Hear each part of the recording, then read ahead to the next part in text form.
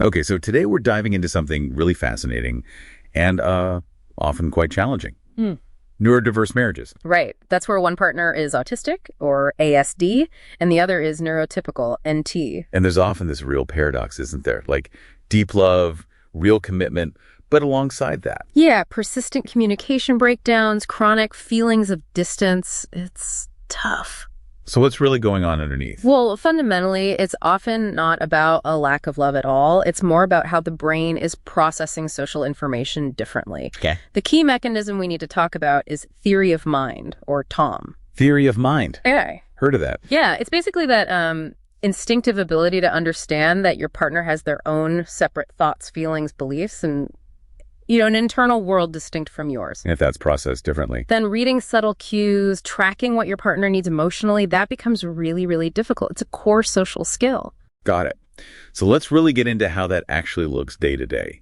Our goal here is to unpack these differences and, crucially, find some practical ways couples can bridge that gap. Absolutely. Build that shared language. So where does it show up first? Communication, right? Usually that literal interpretation thing. Exactly. It's immediate.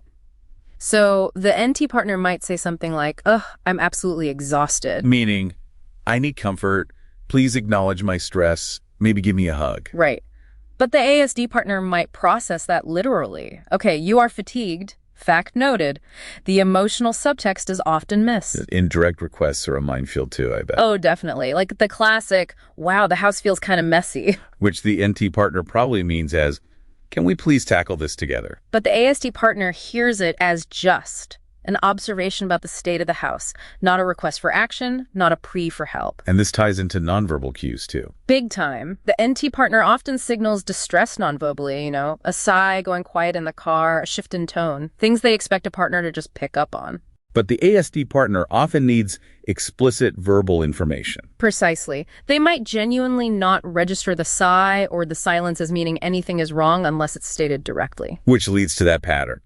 The NT spouse feels totally unseen, maybe thinking, you didn't even ask how I was after that awful meeting. While the ASD spouse feels completely blindsided later when the NT partner gets upset because, from their perspective, nothing was flagged as being wrong. They were waiting for the explicit data point. It reminds me of that case example, Mark and Alicia.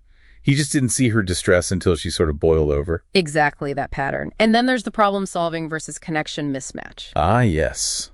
The NT partner wants empathy, and the ASD partner jumps to solutions. Often, yeah. The ASD brain can default to interpreting an emotional share as a problem needing a logistical fix. So the wife says, I've been feeling really disconnected from you lately. And the husband, trying to be helpful, immediately suggests, okay, let's schedule more date nights. Tuesday. When maybe she just wanted him to say, oh, wow, that sounds really hard. I'm sorry you feel that way. Right. Connection first, solutions later.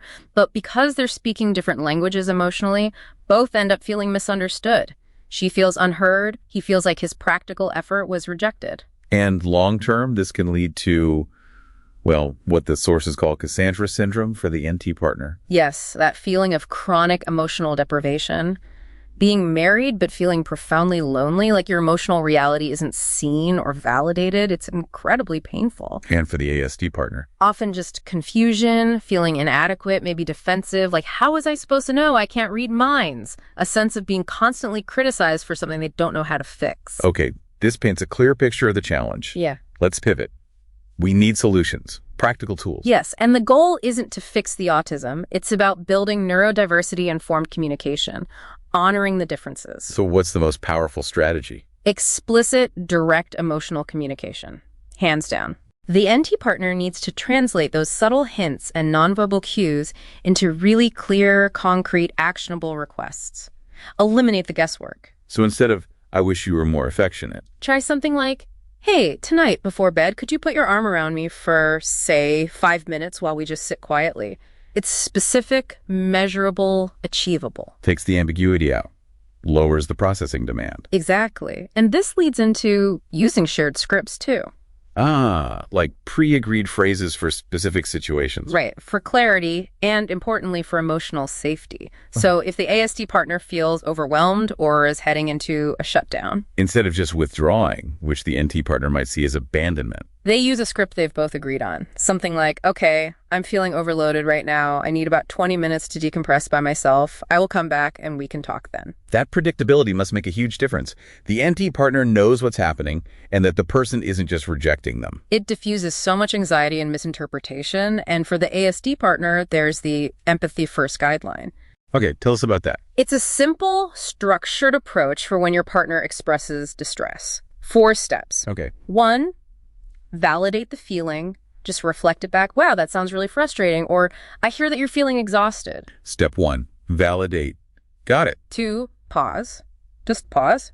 Resist the immediate urge to jump in with fixes or analysis. Harder than it sounds, maybe. Okay, pause. 3, ask what they need. A simple, how can I support you right now? Or what would feel helpful? Let them guide the support. Makes sense. And then step 4, only then, if appropriate, offer ideas or solutions.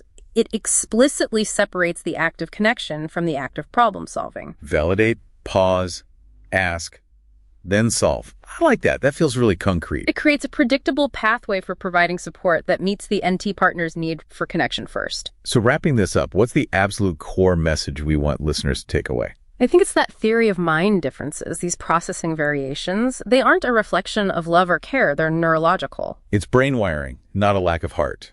Exactly. And just naming that, understanding these cognitive differences, it shifts the dynamic away from blame and frustration. Right. It opens the door to compassion and building real emotional safety together. That feels huge. Recognizing difference, not deficiency, it suggests that these marriages can become incredibly strong, not by trying to erase the differences. No, not at all. But by actively honoring them. Yeah. Making that deep love visible by, like you said, deliberately building a shared language that finally works for both brains. That's the path forward. Absolutely. Would you like to schedule a paid private coaching session? This will be in the form of a face-to-face Zoom call. Underneath any of my videos, you'll see this Calendly link. If you click on that link, it'll open up my calendar. You can pick the available days and times that works for your schedule. You'll get a follow-up email immediately after purchasing a session that will have the Zoom link that coincides with the day and time that you picked. I will get an email too that you scheduled a session, and I will be available on that exact day and time, and we will talk. I look forward to working with you. Hey guys, this is Mark. Click on the join button underneath any of my videos, and you'll have full access to videos from previous workshops that I've conducted in the past for ASD spouses, neurotypical spouses, and neurodiverse couples. The link will also be in the description area and in the comments section underneath all videos. Here's the members only section. I'll be adding new videos weekly so you can literally sit in on these coaching sessions and begin to learn how to troubleshoot in your very problematic neurodiverse situation where one spouse is autistic and the other one is not. It's only $9.99 per month. Skip Starbucks one day and it's paid for.